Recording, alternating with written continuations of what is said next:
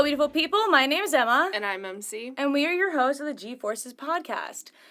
So, this upcoming weekend is the Belgian Grand Prix at Spa, or Spa-Francorchamps, or I'm just gonna stop. I can't speak. It's been a long day. It's been a long lifetime, to be honest. Anyways, we are gonna have a fun episode. Not fun. Actually, this is a very devastating racetrack. I'm sorry. Pull it no, together. to be serious. No, like actually seriously though. Just ahead of going over this racetrack, just want to give a little bit of a content warning for this overall episode. This racetrack does not have the happiest of histories.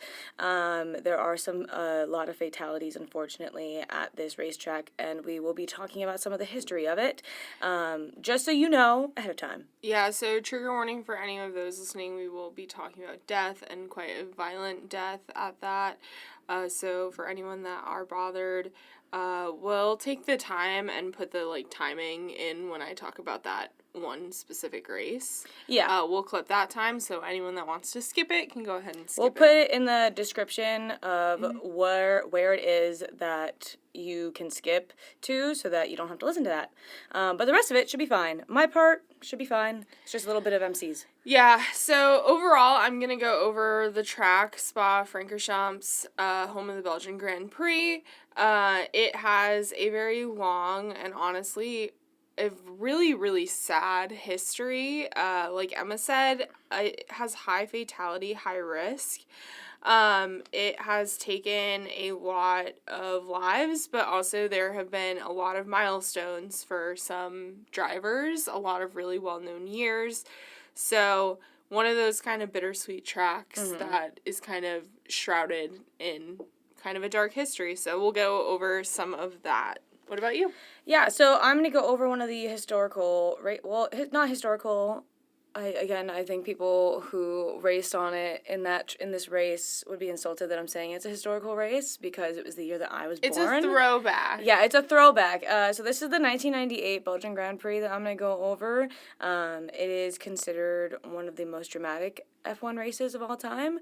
And some of the names in it you're going to recognize because some of them are even commentators today. So it's going to be a good race to go over. So yeah, we will get into it.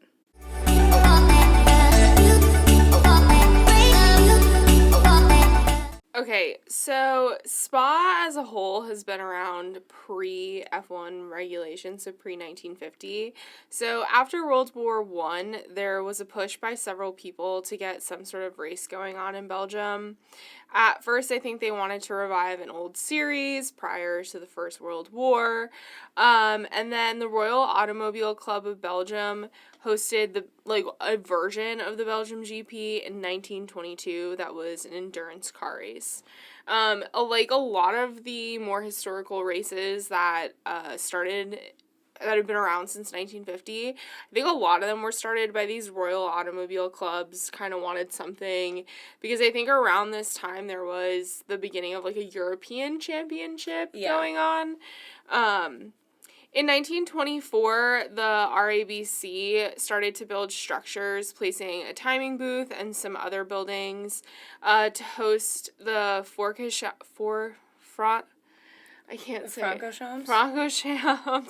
24 hours. So they were doing more endurance races at this time. In 1925, in what is considered the actual first GP, Antonio Ascari won the race. The name might ring a bell because he is the father of Alberto Ascari, who would win the Belgian GP in 1952 and 1953, ironically. The Belgian GP would not return until 1930. In 1928, they were working on the track, so the track went from being a dirt road to finally being tarmacked. And the race would return in 1930, going on until 39, but would ultimately stop like a lot of these racetracks with the approach of World War II. The race would subsequently return in 1946. And just some history, the original racetrack, now remember this is an endurance track at this point, the original racetrack was 9 miles, but Spa at this point would be modified down to 8.7 miles, with them deciding to remove most, if not all, of the slow corners. Lovely. Spa saw a growing reputation for speed and danger. With 1950 being the debut year for F1, as we all know, the Belgian Grand Prix made it on the schedule. The race was on the schedule, being won by drivers such as Juan Manuel Fangio, Nino Farina, Alberto Ascari, and the race would be on from a handful of years in the 50s. It would then go from 1957 and 1959, and 1960 was deemed what is known as a terrible year at this track. So this is where it kind of... this is where the content warning is, I'm guessing. Yeah. Yeah. In 1960, the cars were changing, but the changes had not been seen on a track like Spa with its high speed and little room for error. There had already been past accidents that had happened at this track. You also need to remember that, like, safety just didn't exist. Yeah, like, literally, Alberto Ascari, like, only a few years before this, literally ended up in the harbor in Monaco because safety measures did not exist. Yeah, so on top of that, like, there was even so much as the drivers didn't have seatbelts and they didn't have, like, a bar to hold them in. They actually preferred being thrown because they could, like, get out. And also they didn't have anything for any level of fire issue. They had no sort of fire extinguisher in the car. And then apparently the material of the cars at this point was, like, actually highly flammable and not very protective whatsoever. So, like, basically from 1960 to, like, really... Like, from 1960 on, they deem, like, the 1960s as, like, some of the most, like, dangerous years in this track's history, but it has continual events. So, just during practice, Sterling Moss, who is a name that comes up in the early years of F1, we haven't gone over him before, he had a wheel come off of his car, crashed, and ended up being thrown from the car and was unconscious in the middle of the track. He broke both legs, 3 vertebrae, and a few ribs, and ended up out for most of the rest of the year. Mike Taylor suffered steering failure, crashed into some trees that were near the track, and suffered serious head and neck injuries because he was stuck in the car for some time after the accident. This was a career-ending injury for him. During the race, which is where things take an even steeper turn, during lap 17, Chris Bristow was fighting for 6th with Willie Maurice. I apologize for mispronunciation. Chris was young and daring and did not have experience on this track, and this was Willie's home track, and he was known as a win-it-at-all-costs kind of driver, so there was definitely a bit of daring driving going on. They ended up touching wheels, and Bristow's car ended up rolling, throwing him from his car. He ended up being decapitated on barbed wire, and his body ended up on the track for some time. Willie ended up being okay, continuing, but ultimately retired from the race due to gearbox issues. Another driver, Alan Stacy, suffered a freak accident when he was hit in the face with a bird, losing control of his car when it was going 140 miles per hour. He drove up an embankment next to the track, and the car crashed and burst into flames. Jack Brabham ended up winning, but basically this whole day was put into, like, a horrible light on how dangerous the track was. Phil Hill regarded it just, like, hating the track. A lot of the drivers just remember having to, like, avoid Bristow's body. So this was kind of, like, deemed, like, that one of the most, like, fatal races in Formula One history up until, like, a race in the 90s. Yeah. Honestly, I can't even imagine, and also just knowing, like, safety marshals, radio communication, so many things that, like, we take for granted today just don't exist at this point in time. Like, Yeah, just 'cause, the fact that radios don't exist, like, or, like, obviously, like, early rated, like, but, like, in the sport, yeah. it really, like, it's shell-shocking knowing that, like, this amount this was happening of danger. Well, yeah, because, like, even today, like, if they go off track during a practice, like, they just happen to go into the gravel and they re-enter, a yellow flag is put out. Well, and like, there have been deaths in recent years, and there's been, like, really big injuries in recent years, but, like, I can't imagine, like, a weekend to this level of destruction. Yeah. So fast forward a few years, the 1966 race would see a huge incident that would spark the change for safety. Jackie Stewart crashed and was stuck when the car was over his legs. He was rescued by 2 other drivers, since again, safety did not exist, but from my understanding, he was, like, stuck for, like, 30 minutes. Oh my gosh. So basically, like, this would spark a big change. Jackie Stewart, again, we've mentioned him, like, one or two times. He's still alive today. He's the guy, the older gentleman at, like, Silverstone and a few other races. You'll see him in, like, a tartan cap. He was in tartan. He basically was, like, a big force for change in Formula 1, and this actual event, like, sparked that. 1968 saw Brian Redmond crash and get seriously burned and break his arm.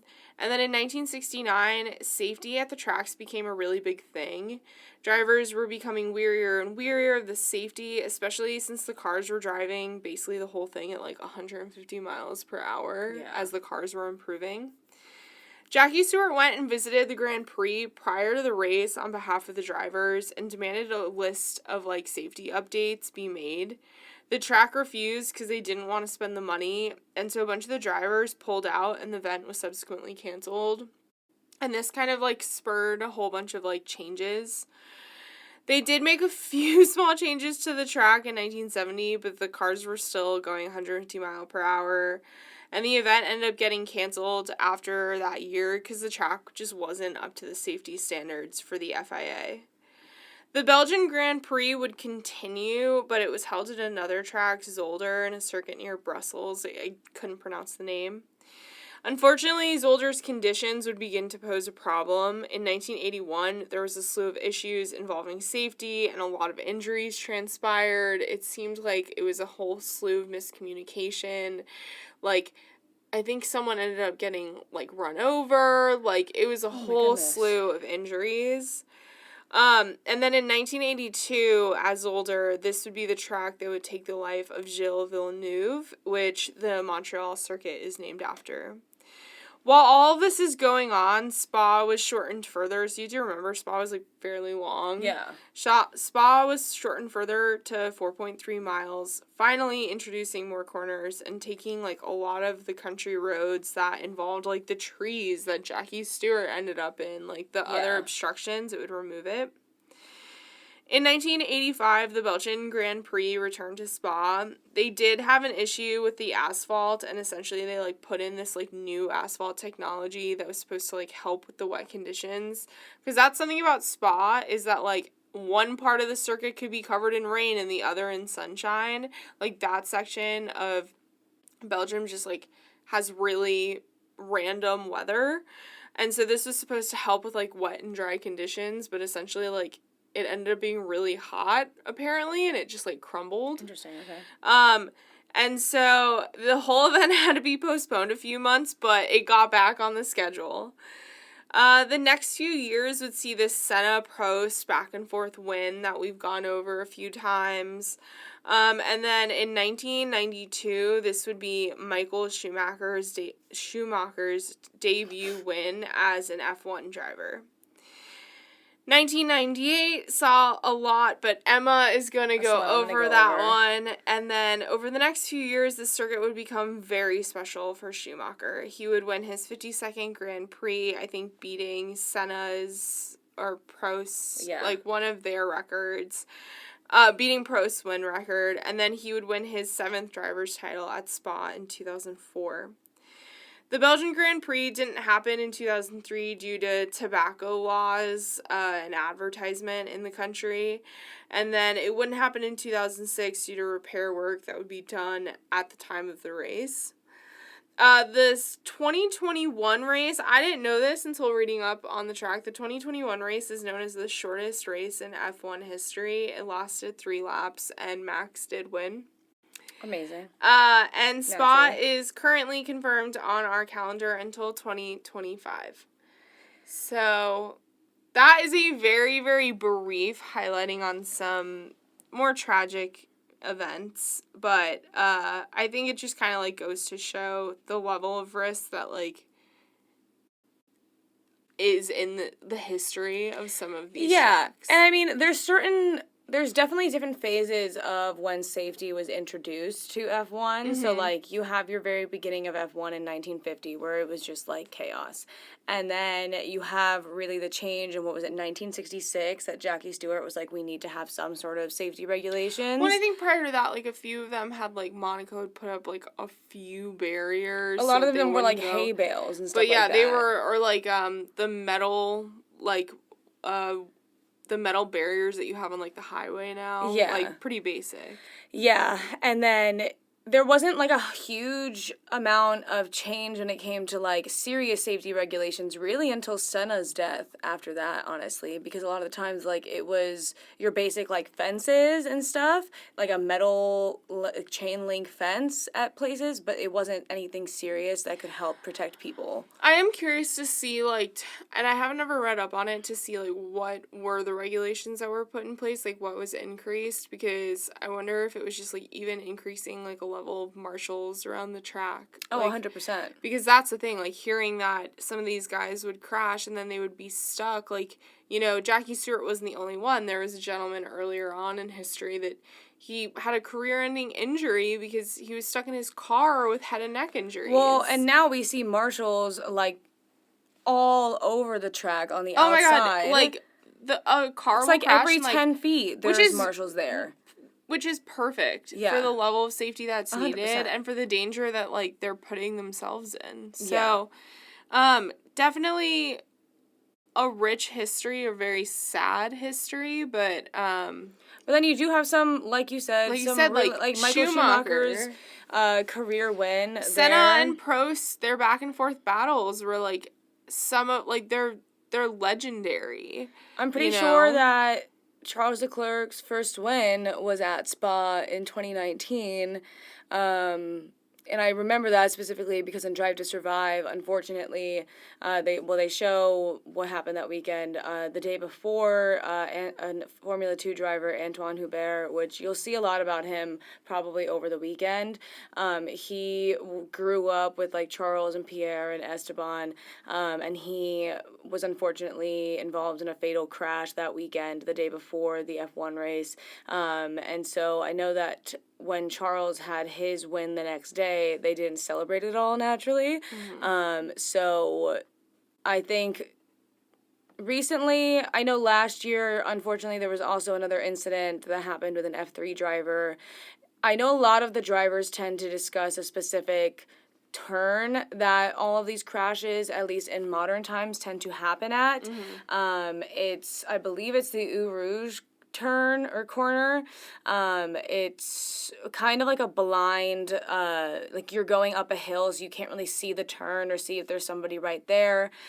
So I think that a lot of drivers have talked about wanting more safety regulations there, but I don't think much has really changed. Hopefully nothing happens again to the point where that's when they finally make changes. Hopefully the organizers of the race can listen to the drivers and see what they need to do to fix it. It's also unfortunate that all of these things happen there because I do know a lot of the drivers really enjoy racing at this track because of how high speed it is. It is a lot of fun for them. So it's a lot of mixed emotions, I feel like, the drivers and the whole F1 community have going into a race weekend at Spa, because you remember the horrific things that have happened there, but also the really great things that have happened there. So, yeah. Yeah, I think it's just kind of the history of the sport. Yeah. I think it's something you have to remember. It's not the only track that, you know, has taken lives. I think it's just, like, the most well-known one. Yeah, and I think it's pretty... It's unfortunate, the level of fatalities, but... yeah, I think it just goes to show, like, the danger of the sport and kind of reminds us, we've had, knock on wood, a fairly clean season, and so, yeah, it's just, like, a reminder of the danger that these guys are putting themselves in and kind of just, like, a touch some grass for us, Yeah. Like, it is a dangerous sport. Yeah. Well, now I'm going to get into the 1998 Belgian Grand Prix.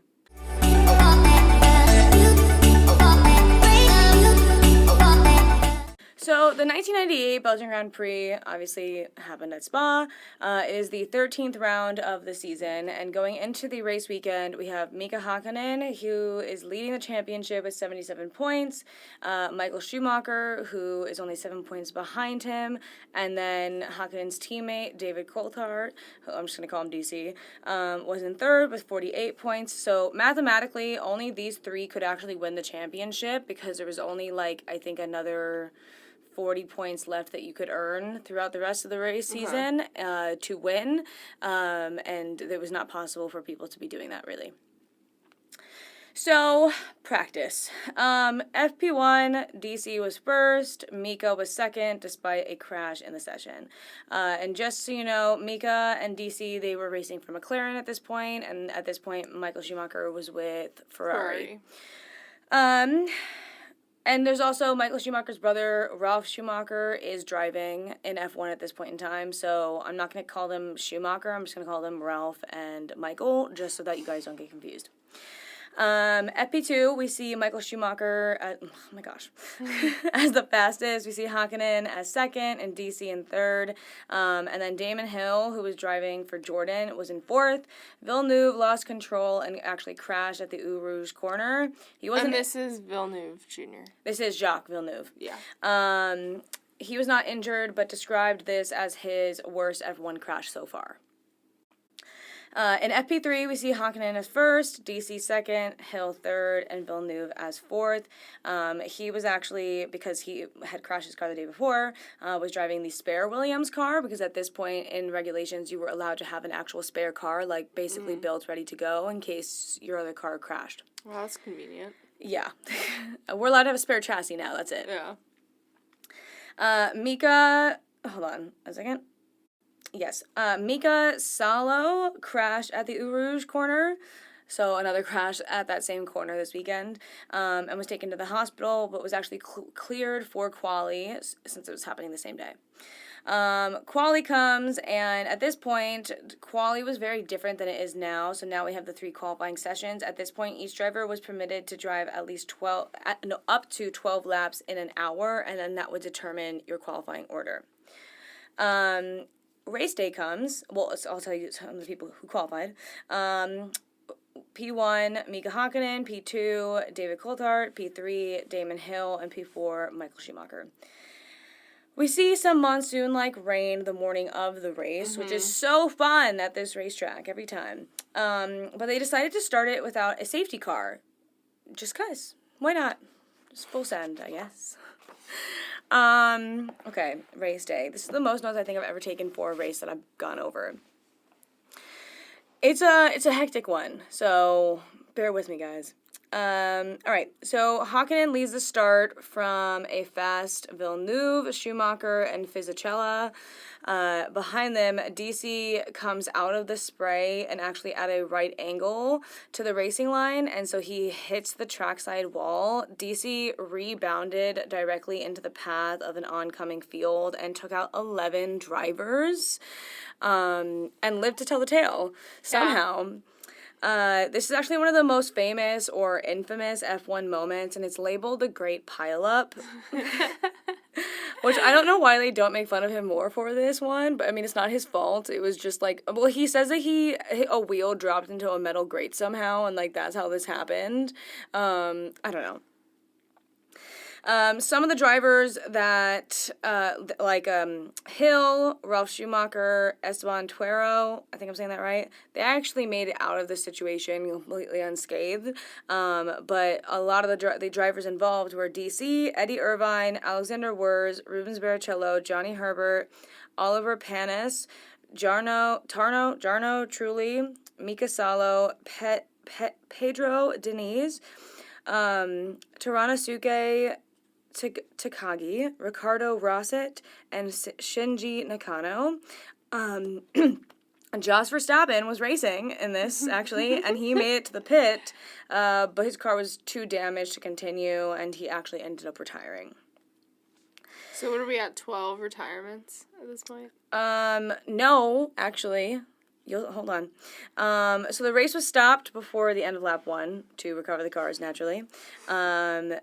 Only 2 people were injured somehow, and Rubens Barrichello was one of them, and he didn't restart because of said injury. But because all of these teams had spare cars ready to go... Oh! Yeah. Only 4 drivers did not restart, so that was Rubens Barrichello. I also believe Jos did not restart. So 5, I guess. So Rubens Barrichello did not restart. Salo, Rosset, Panis, they did not restart because the spare car went to their teammates, unfortunately, for them. Fortunate for the other people. At the restart, Damon Hill took the lead. At the first corner, Hakkinen lost control. Great restart, guys, and was hit by Herbert, and both retired. So, even more cars retiring. DC and Wurz collided. Wurz retired, but DC rejoined in last. At least you're rejoining. After the safety, because the safety car came out, obviously. But after the safety car, Schumacher, Michael, passed Hill on lap 8. Michael was 40 seconds ahead of Hill after the first round of pit stops, actually. DC was being lapped by Michael and wouldn't move, eventually causing Michael to shake his fist at DC. DC tried to That's such, like, cartoon energy. I know. DC tried to let Michael by, but didn't get off the racing line according to people now. Then people were like, he got off the racing line.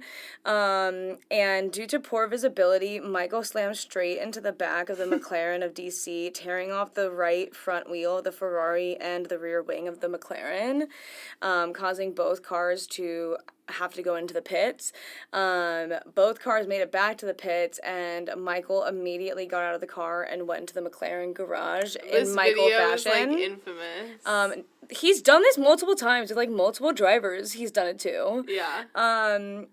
DC claims that Michael accused DC of trying to fucking kill me. And also threatened to kill DC. They talked about it afterwards, like after the race weekend. They had like a several-hour-long meeting, and I think they were still angry about it afterwards. And I think in like 2006 or something, DC was like, yeah, I should have moved over a bit more. And Michael was like, I'm thankful that you finally said that, because that was true. You should have moved over more. It was your fault. Wow. Many think that DC did it intentionally due to the driver's standings, because he was in second and Schumacher was in third, and he was only like he was close enough that he could have passed DC in the standings. Okay. We don't know if he did it intentionally. Yeah. Wouldn't put past some of the drivers though. Yeah. DC rejoined, actually, the race after replacing his rear wing. So he somehow had the time to be yelled at by Michael Schumacher, get a rear wing, and come back out into the race. Also, pit stops were longer. Yeah, they had to refuel at this point in time. Pit stops were a lot longer. So as the car was being refueled, Schumacher sprinted to the McLaren garage and was like, you're trying to fucking kill me. And I'm gonna fucking kill you. I'm gonna kill you. Gotta love it. Can you imagine? No, not today. Not in a million years. So Michael ended up going to the stewards and asked and tried to protest this. And the steward's response was, why did you drive into the back of him? Which made Michael even more angry. So because Michael had retired, Damon Hill took the lead of the race, because that's still happening at this point in time. Eddie Irvine, who was the other Ferrari driver, actually retired because he spun off at this point. So Ferrari was completely out of the race. Most teams were completely out of the race, to be honest. On the same lap, Fisichella hit the back of Nakano and ripping both wheels from Fisichella's car and damaging the back of Nakano's. Fisichella's car hit the pit wall and actually caught fire as it stopped. Both drivers were unharmed, but the safety car, again, was brought out.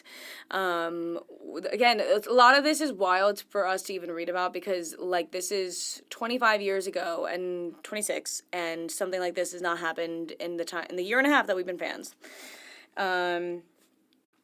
Okay. So during the safety car, Hill used this time to pit naturally, and so he basically got a free pit stop, and came back out into the lead. At this point, only 6 cars were left. Holy crap! So everyone's getting points today. Yeah. So it didn't matter that DC was so far behind everyone when he rejoined because he's still getting points. Yeah. At least he can finish the race. So the race starts to get to the end, and apparently we now know that there were team orders sent to Ralf Schumacher that he was not to pass his teammate Damon Hill for the lead, which I'll explain a little bit later why that's a very big deal. Damon Hill ended up winning the race, and it was his, I think, 22nd or 24th win, and it was actually his last win in F1. And they were driving for Jordan at this point. Ralf Schumacher came in second. Jean Alesi came in third for Sauber. Fourth was Heinz Harald Frentzen with Williams. Fifth was Pedro Diniz driving for Arrows. Sixth was Jarno Trulli with Prost. And then because they had finished enough laps in the race, they technically have a classification at the end. 7 was David Coulthard. He finished like 2 or 3 laps behind he was lapped that many times, driving for McLaren. And then Shinji Nakano driving for Minardi was 8th. This is considered one of F1's greatest ever wet races. There were like 5 different nicknames and like 5 different like, this is the best race ever things for this race, which is interesting because I feel like they never talk about this one. Yeah. Especially DC. Maybe he'll talk about it next weekend. Who knows? So the reason why it was a big deal that Ralf Schumacher was told not to pass his teammate was because of when Michael found out. When Michael found out, he was like, this is my brother? How dare you? Is Michael the older brother? Yes. Okay. So when Michael found out about it, he marched over to the Jordan garage and confronted Eddie Jordan.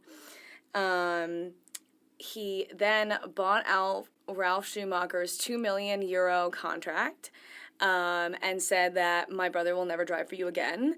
And next year, Ralf Schumacher went to Williams. Imagine just casually being like, no, I'm just going to buy my brother's contract out because you suck. Because you were like, you can't win. Wow. Yeah, and the power that Michael Schumacher had is Amazing. insane.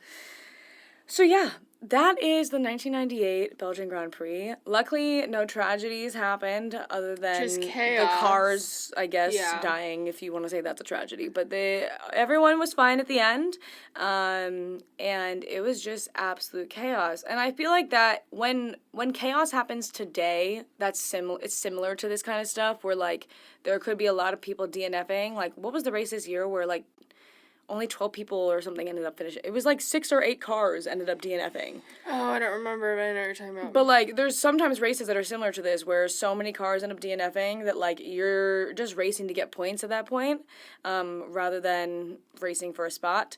But, yeah, I thought it was a really interesting race to read about. Really crazy that both starts were just an absolute shit show. Yeah. And I think we should bring back the spare chassis. I think we should do it. I think it's really cool. I think it makes a lot of sense. The spare car, the spare car, not the spare chassis. The spare car. It made it a really interesting I don't day. think teams would want to do it. Because Well, I mean, you have to bring it around. The price cap. Yeah. I don't know. Because, I mean, they would have to see, I don't know. Think about it. Think about it, guys. Yeah. Because we have so much power in the F1 world. Yeah. All right, we're going to get into our final thoughts.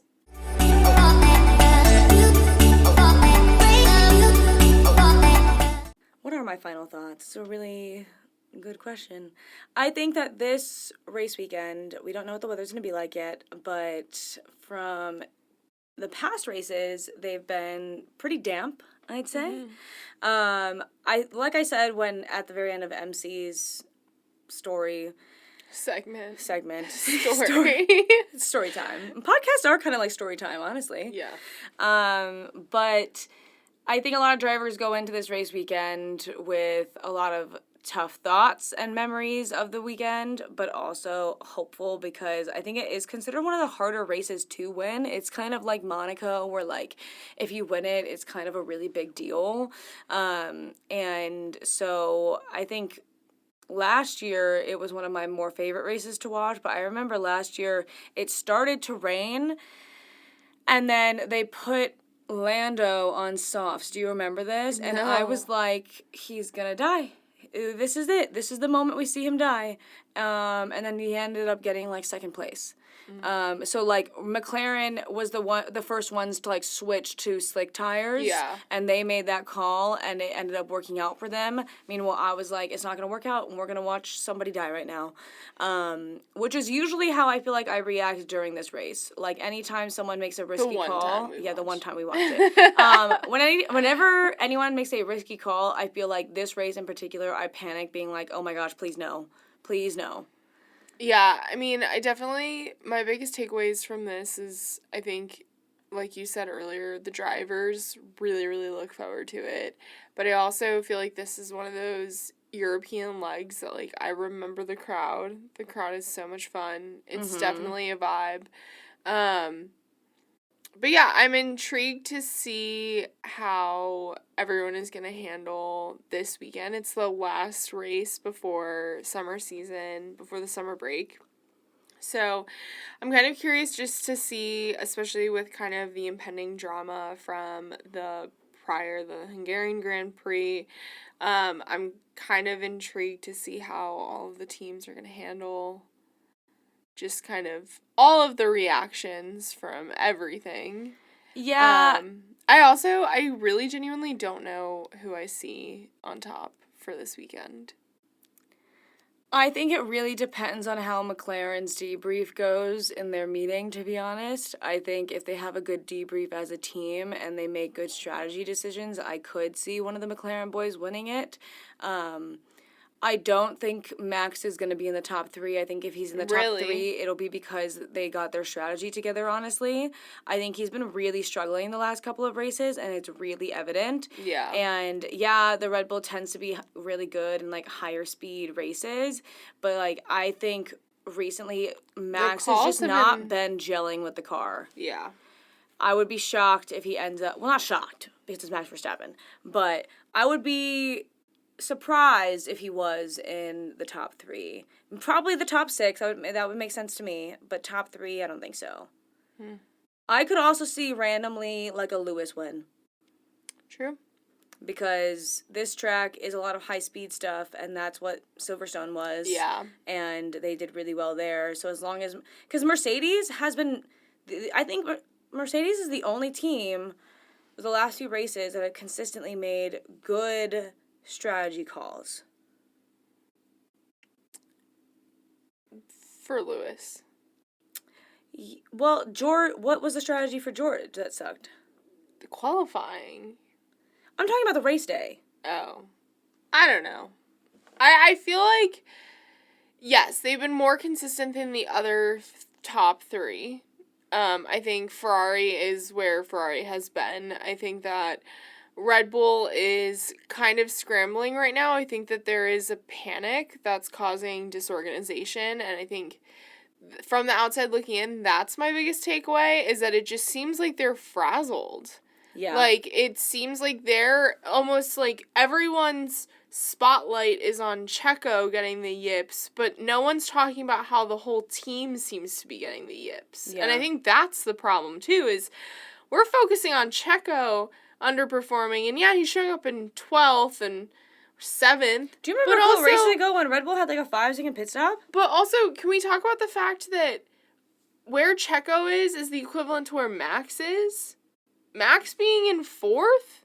Yeah. Like, The whole I mean, team. Checo still got 7th. Yeah, everyone's sitting here, and they really have the the whole team's PR has the spotlight on Checo, and they're really using him as a scapegoat. But I think the whole team has a bad case of the yips right now. Yeah, I didn't even think about that. Yeah, that's the thing. It's like everyone's sitting here shitting on Checo. They're like, contract gone, but it's like Max is in the lead by 16 seconds, and now he's in 4th. Yeah. So, that's my takeaway. I don't know who is going to be on top, but I think my biggest learning takeaway from last weekend was let's tighten up the strategy, people. For everyone. Let's tighten it up, yeah, across the board. Yeah, 100%. And communication. Communicate. I saw someone say that if anybody deserves a drink after this race weekend, it is the engineers. Oh, yeah. And we're filming this on the same day of the Hungarian Grand Prix. I think that the race engineers, I hope that they have a group chat, kind of like the drivers all have a group chat with each other, like a private jet group chat apparently, because enough of them have private jets. I hope the race engineers have a group chat being like, guess what my idiot did today?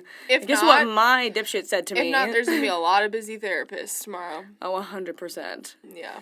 They go home. Well, I feel like they probably know that the person doesn't mean it. But also, I think it's in the heat of, like, passion and, like, a lot of adrenaline and chaos. Yeah. So think about how much of an asshole we are to each other when things are chaotic. That is true, I guess. Yeah. Why are you looking at me pointedly? This mood. No, I'm kidding.